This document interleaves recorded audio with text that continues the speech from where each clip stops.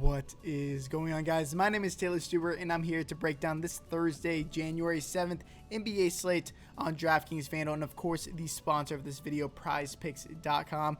The slate does start at 6:30 p.m. Central Time, so 30 minutes later than normal. A lot of things to go over, but I would really encourage you guys to join that Discord we have linked below, or it'll come up over here. Make sure to click that link below, though. Join. We're nearing 900 members in there, and eventually we'll get to 1,000, and then I think I might cut it there. So if you guys want in for free, make sure to do that now. I do post my cheat sheets, my team-by-team notes, my player pools, my full FanDuel lineups, all for completely free in there. And I try to answer as many questions as I can throughout the day. And I will be live streaming an hour before lock over on Twitch, twitch.tv/TaylorSuper. Link is also in the description. And then if you guys want a chance to win a $25 via Venmo, PayPal, Cash App, whatever it may be, all you have to do is subscribe, like this video, and then comment below with your favorite play of the day. Over half the people that watch these videos aren't even subscribed, so if you guys could do that, I would really appreciate it. It helps support the me doing this for completely free for you guys. And yeah, let's just jump right into this slate.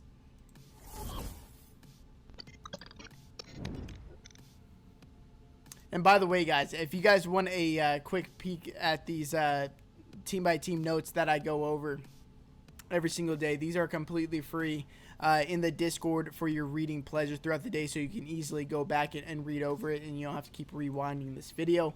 But we'll start with the Philadelphia 76ers at the Brooklyn Nets at 224 over-under. 76ers are currently 2.5-point favorites. So Furkan Korkmaz is out. The team is relatively healthy right now, which leads me not to be playing all that many of these guys. You know, a lot of these Philly games have been blowouts. This game's not predicted to be a blowout, but a lot of their games have been blowouts. So guys like Joel Embiid, Ben Simmons, Tobias Harris, these guys, their minutes have been cut back a good amount so far this year. But in competitive games, it looks like mainly Simmons, Joel Embiid are going to play like 35, 36 plus minutes. So if this game does stay close, I would like them quite a bit. And their prices have taken quite a hit because of these blowouts. So I don't mind Joel Embiid, especially at 9.5K. I think that's pretty cheap for him. At 28.7% usage rating, 19.2 total rebound percentage, averaging 1.55 fantasy points per minute. Now, I think that him and Simmons' rates have come down a bit this year just because they have a lot better shooting surrounding them, like Seth Curry, like Danny Green, for most of the season so far. And so it's taken. They haven't had to be so active on the court offensively. And then Danny Green, I wanted to mention that his minutes have slowly been coming up, and it looks like he's going to be playing 26, 28 minutes a game when the games are competitive. We've seen that each of the last 3 or 4 games, and he's only $3,700, which is very affordable. Move over to the Brooklyn Nets. Kevin Durant, Spencer Dinwiddie, they are out. Rodions Kurucs is questionable. Kurucs being questionable, if he is indeed ultimately ruled in, I think that just muddies the situation even more for guys like Taurean Prince, TLC, Bruce Brown, Jeff Green. Is just going to split up the minutes even more than they already are. So it leaves me to only really be interested in Kyrie Irving, and then these other value pieces. It really depends on who's starting. We see that Karis LeVert came off the bench again. His rates off the bench have been crazy, but they don't want him playing next to Kyrie Irving. They like him running the second unit, but from what we saw last game, in the first game without Kevin Durant and Spencer Dinwiddie and Kyrie Irving still being in, is that LeVert's probably not going to play over 26, 28 minutes, which really caps his upside, but his rates make his floor pretty high. So as long as his shot is decently falling, he should be a solid play at this price point on both sides. But Kyrie Irving, a 33.8% usage rating, 34.6 assist percentage, averaging 1.49 fantasy points per minute since last year, without obviously Kevin Durant and then Spencer Dinwiddie off the court. And that's a pretty large sample size as well. So Kyrie Irving, 9.6K, I still think that there is room to play him. There's room in this price tag, and if we saw just last game, I mean, if this game didn't end up blowing out, he could have put up 65, 70 points. He's been incredibly efficient this year, so I don't know if he is an efficient player, but I don't know if it continues with the current trend that we have right now. We're really going to have to wait for the starting lineup for the Nets. Jared Allen started last time, and I think that he was probably going to play 26, 28 minutes. But foul trouble from DeAndre Jordan, getting 4 fouls in 4 minutes, ended up allowing Jared Allen to play big minutes through the first 3 quarters before the game ended up blowing out. So they're going to need his size today. And so I think that he's probably going to grab the start again, play 26, 28 minutes. And that's going to leave Jeff Green starting at the 4 more than likely, in my opinion, just because the Sixers team is pretty big. Move over to the Cleveland Cavaliers and the Memphis Grizzlies, which is a team, namely the Cleveland Cavaliers, that I'm pretty interested in on the slate, but only a 210.5 over-under. Grizzlies are 4-point favorites. So we go over to the Cavaliers. Kevin Love, Darius Garland, Kevin Porter Jr., Dante Exum, Dylan Windler are all out. Matthew Dellavedova is questionable.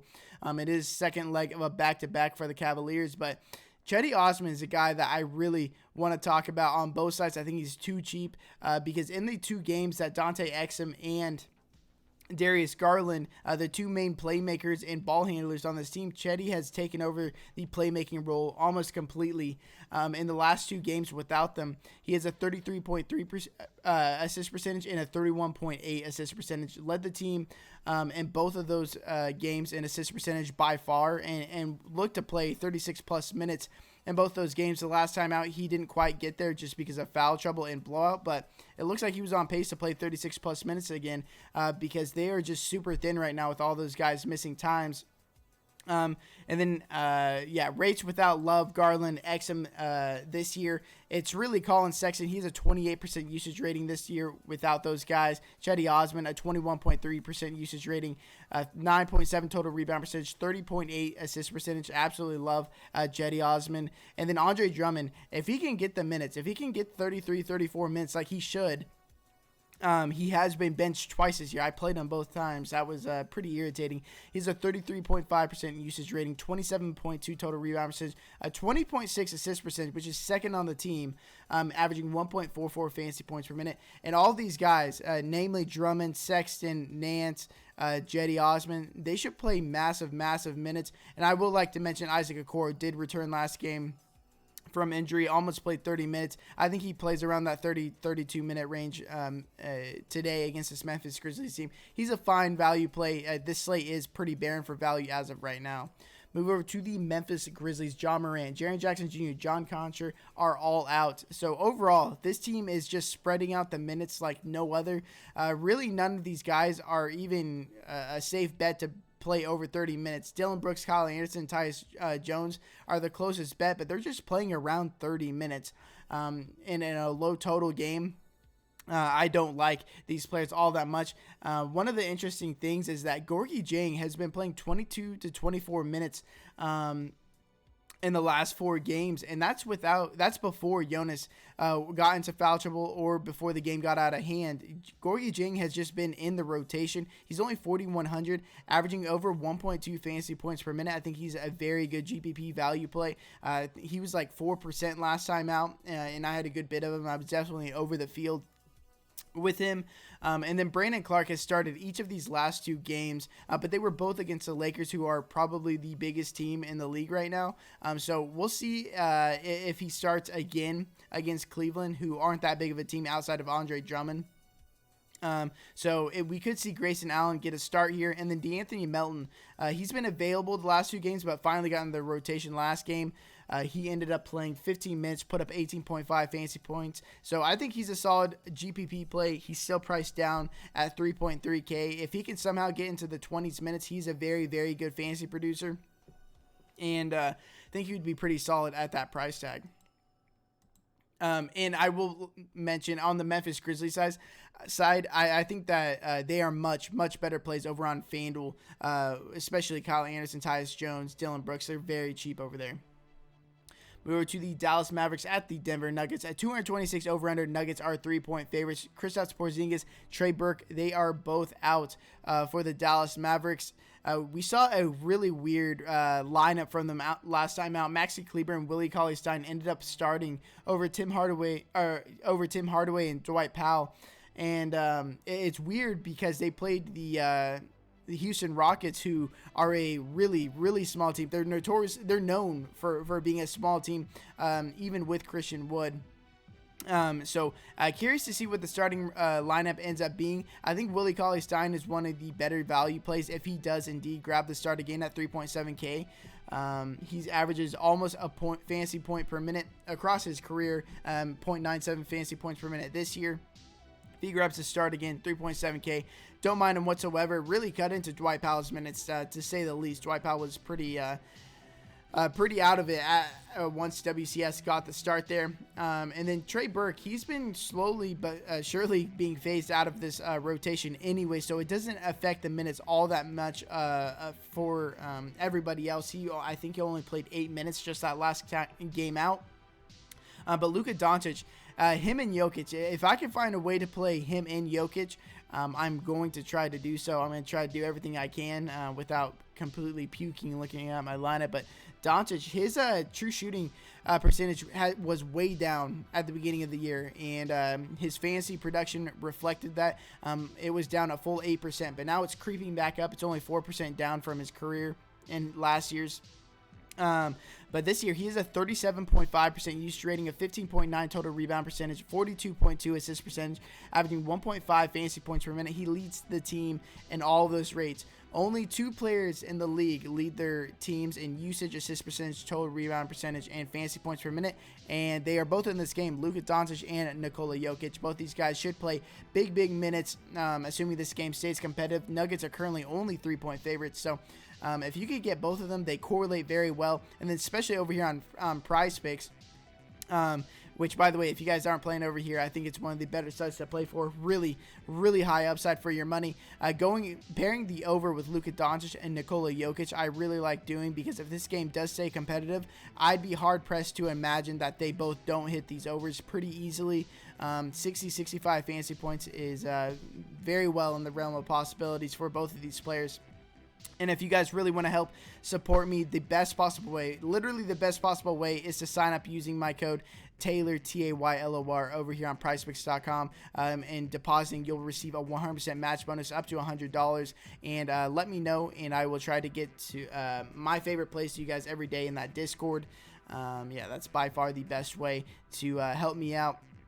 And then Josh Richardson, his price has plummeted down to $5,000. Now, most of these games for Josh Richardson, he's either been in foul trouble or the games have blown out. In the games that have been close and he hasn't gotten foul trouble, he's played 36 minutes. So if we're going to get 36 minutes out of Josh Richardson at $5,000, Trey Burke being out is a bonus, I guess, because he was the primary backup for him most of the year. I know Richardson has been poor on a per-minute basis this year, but I think things will start to come around on him. And at $5,000, man, it's just hard for me not to get a good bit of Josh Richardson. Moving to the Denver Nuggets, Michael Porter Jr. is returning from COVID-19 protocol, so that's going to cut into a bunch of the minutes like Gary Harris, Will Barton. These guys have been popular lately. But Nikola Jokic, like I foreshadowed earlier, 28.9% usage rating, 21.1 total rebound percentage, 47.4 assist percentage, averaging 1.71 fantasy points per minute, leads the Denver Nuggets in all of these rates, just like Luka Doncic. I like him more than Luka if I only had to play one, just because without Mason Plumlee on the team, they don't really trust the backup player, the players that are going to end up backing him up, who has been JaMychal Green lately. And so it looks like he's playing like 38, 39 minutes when these games are close. He has been dealing with some foul trouble this year. So if he can avoid that, man, it's a full go for Nikola Jokic. The upside is through the roof with him. I think he's the MVP candidate as of right now. And then JaMychal Green, he's been great, super efficient lately. I think he's going to be popular just because value is pretty barren. But I would temper your expectations. The last couple of games, Paul Millsap and Nikola Jokic have both been in severe foul trouble, as long as like the second unit getting hot, and so it gave Green more minutes. Like Green's minutes aren't real. I don't think. I think that he should play normally in that 16 to 18 minute range, not into the 20s, especially not the 27 minutes I believe he got a couple games ago, but I think he's a fine play. He's been super efficient when he's out there, but strictly backing up Millsap and Nikola Jokic, and of course Michael Porter Jr. being out is going to eat into the minutes as well. Move to the San Antonio Spurs at the Los Angeles Clippers. It is to be determined with this over-under and spread, just because of the injury news on the Lakers. I don't really believe in any of it, but we'll get to that after the Spurs. We'll start with the Spurs. So Derek White, he's out. LaMarcus Aldridge returned last game. He had a team-high 26.7% usage rating in that game. And he kind of eats into DeMar DeRozan's usage a bit. I think he shot the most on the team. I believe he shot like 16 times last game in a blowout. So I think he's a fine play on both sides. He's going to play around 30 minutes in competitive games. Not necessarily the best matchup whatsoever. Going to see a lot of Anthony Davis. But he's 6,000 over here, 6,200 on FanDuel. I think he's a fine play. But with him being back, they priced up DeJounte Murray and DeMar DeRozan as if he was out. And now that he's back, I'm not really interested in this team whatsoever. Move over to the Los Angeles Lakers. So LeBron James, like every game, Anthony Davis and Kentavious Caldwell-Pope are all questionable. I think what ends up happening is LeBron and Anthony Davis end up playing. KCP probably sits again. And then Alex Caruso is returning from COVID-19 protocol. So that's going to eat a bit into the minutes of Wesley Matthews and into Talon Horton-Tucker, and then if KCP comes back, it'll cut into his minutes as well. Don't expect him to play all that much anyways, but I will say if LeBron James and or Anthony Davis miss this game, leaving some players to this last stretch of games, you're going to have massive leverage on the field, because if even one of them misses, it's going to make all the rest of these players instantly the best plays on the slate. But I'll make sure to let you guys know in the live stream tomorrow if we get news, or in the Discord once we get news what to do with this situation if those things end up happening. But like I said, LeBron James and Anthony Davis have pretty much been questionable every single game this year. I don't see them sitting whatsoever. And then if even one of these players sits, it's going to be Kyle Kuzma filling the role. Now, if it's Anthony Davis or LeBron James missing and Kyle Kuzma starts for them, I absolutely love Kuzma, especially at this 5.2K price tag. But if it's KCP missing the game again, Kuzma starting, I don't like him, just because all of his minutes are going to be next to LeBron and AD, and it's not that conducive to fantasy points. Move over to the last game of the slate, the Minnesota Timberwolves at the Portland Trailblazers. At 233 over-under, Trailblazers are 10-point favorites. Karl-Anthony Towns, Josh Okogie, they are both out. Juancho Hernan-Gomez has started each of the last two games and has played very well, especially that last game out. He ended up knocking Ed Davis and Naz Reid out of the rotation down the stretch, started playing all the minutes at the 5. Even in a matchup against Nikola Jokic. So if he can do it against Jokic, I feel fine with him being able to do it against Enes Kanter, Yusuf Nurkic. He could actually cause some pretty big problems for Enes Kanter, dragging him out to the three-point line. So Hernan-Gomez is probably one of my favorite value plays on the slate, assuming that he grabs the start again. And then D'Angelo Russell, he finally, I said it in my last video, he finally put together that complete game, and you needed him if you wanted to win GPPs, and he was super low owned because he was retaining the rates. He just wasn't putting together a complete game, and he finally did it. And if this game is competitive, it's going to be on the backs of Malik Beasley, D'Angelo Russell, Hernan-Gomez, to be honest, as well. But without Towns this year, D'Angelo Russell, 28.8% usage rating, 33.3 assist percentage, averaging 1.17 fantasy points per minute. Malik Beasley, 21.4% usage rating, 11.5 assist percentage, 0.91 fantasy points per minute. Both these guys are playing big minutes as well. I think they're fine tournament plays. Cash games, it's a bit of a stretch for me. Move over to the last team of the slate, the Portland Trailblazers. Rodney Hood, Zach Collins are both out. So Enes Kanter, Yusuf Nurkic, if you can guess them correctly, I think they're if you can guess them correctly, they're going to be very good plays. It's really dependent on how well the other is playing and how well they're playing. But it looks like Nurkic is slowly taking over this role. Obviously, Enes Kanter last game got hurt in the fourth quarter, so we saw Harry Giles come in. Wouldn't expect that. They should be splitting all 48 of these minutes, center minutes between themselves. But if Nurkic is going to start playing 28-30 minutes again, 6.2K is entirely too cheap for him. But if Enes Kanter can get up to 24-26 minutes, like we saw 2 games ago, he was playing so well. Nurkic didn't even come in the fourth quarter, and Kanter played like the last 14-15 minutes. And he was one of the best plays on the entire slate. So if you can guess correctly between Nurkic and Enes Kanter, I definitely wouldn't play them together. But if you can guess them correctly, could be very fruitful for you. Derek Jones Jr., he should continue to play 30 plus minutes. Damian Lillard this year, 29.2% usage rating, 29.1 assist percentage, averaging just 1.21 fantasy points per minute. CJ McCollum, 28.8% usage rating, 26.6 assist percentage, averaging 1.32 fantasy points per minute. I think both of them are great plays. This Minnesota Timberwolves team has been the worst defensive rated team in the league since Towns has been ruled out of the rotation, or he's been out. So, very, very good matchup for this Portland Trailblazers team. And then one last thing to note is that McCollum and Lillard, their minutes have been staggered more than ever this year, as opposed to a couple of years ago. Like, especially last year, they were pretty much exclusively just playing next to each other. Now they're playing... their minutes are super, super staggered, which is really good for the both of them, just because whenever just one of them is out there, the other one is running the offense completely by themselves. But they're playing big minutes. They're playing like 36, 38 plus minutes a game. And so I think these price tags have come up quite a bit, but I think they're completely fine. You'll see over here on FanDuel, CJ's $9,000 and Damian Lillard is only $200 more. We have not seen that pretty much ever. So I probably get my leverage with going with Damian Lillard over CJ McCollum. But I'm fine with going both of them. I think they're both great, great plays. But I appreciate you guys being here. See you guys in the Discord. See you guys in the live stream an hour before lock, answering all your questions, breaking down all the latest news. Best of luck today. And until next time, peace.